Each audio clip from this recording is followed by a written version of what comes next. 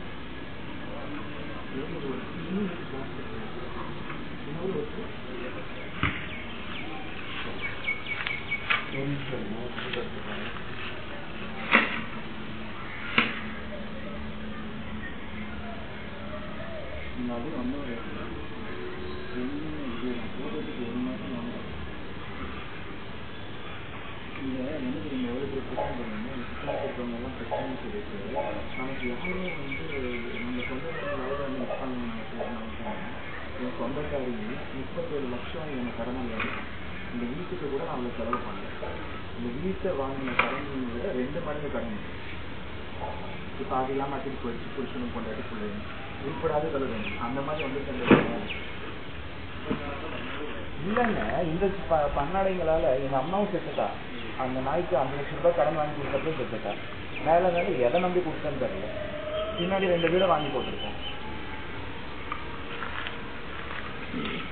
Bank வீட்டு முன்னாடி வந்து கத்துறான்.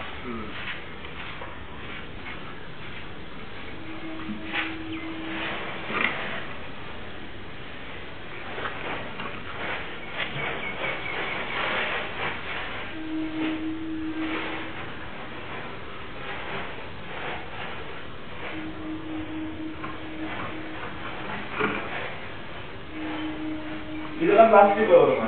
அதெல்லாம் போகாது.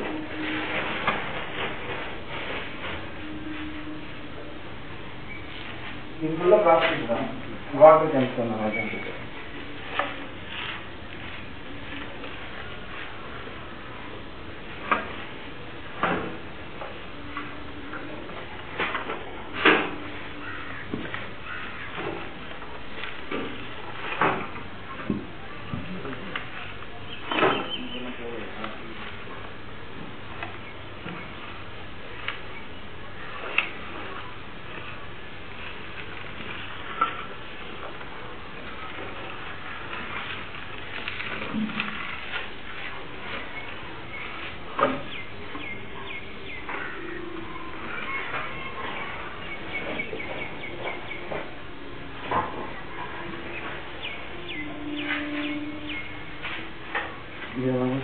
பிளாஸ்டிக் வருங்க.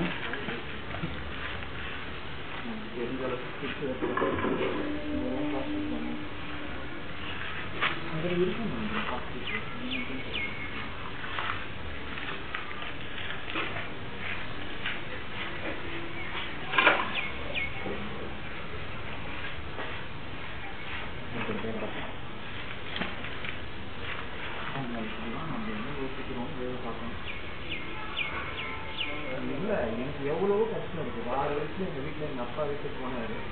பரவாயில்ல பட்டு முன்னாடி வந்தார். இதுங்களுக்குலாம் வசதி அந்த இருக்க கண்டது யோசிக்கிறீங்க கண்டதுன்னு பேசுகிறீங்க நம்ம பேச முடியாது நான்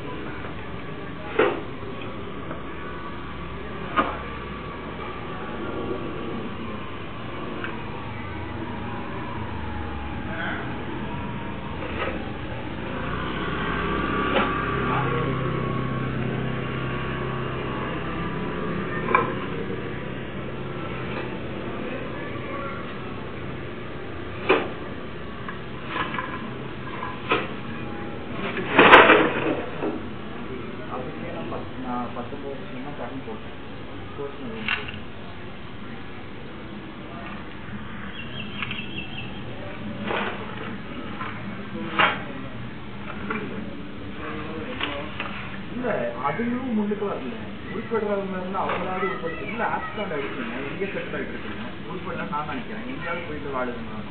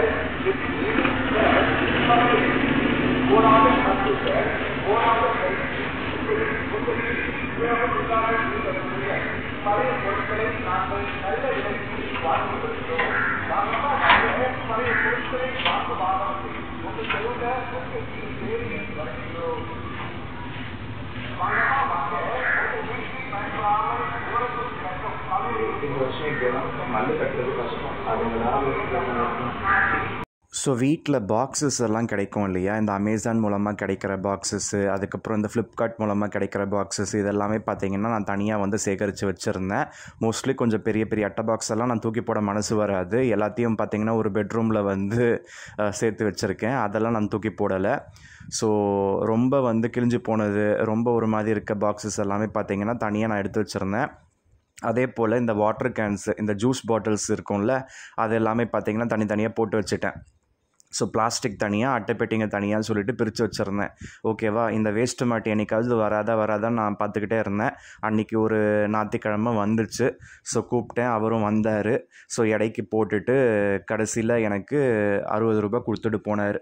ஸோ வீட்டில் இருக்க வேஸ்ட் ஐட்டம் கூட பார்த்திங்கன்னா இந்த வேஸ்ட்டு மாட்டுக்கு போடுறப்ப எடை வந்து போடுறாங்க இல்லையா, அது மூலமாக நமக்கு 50, 100 அந்த மாதிரிலாம் கிடைக்கும். இந்த வாட்டி 60 ரூபா கிடச்சிருக்குது.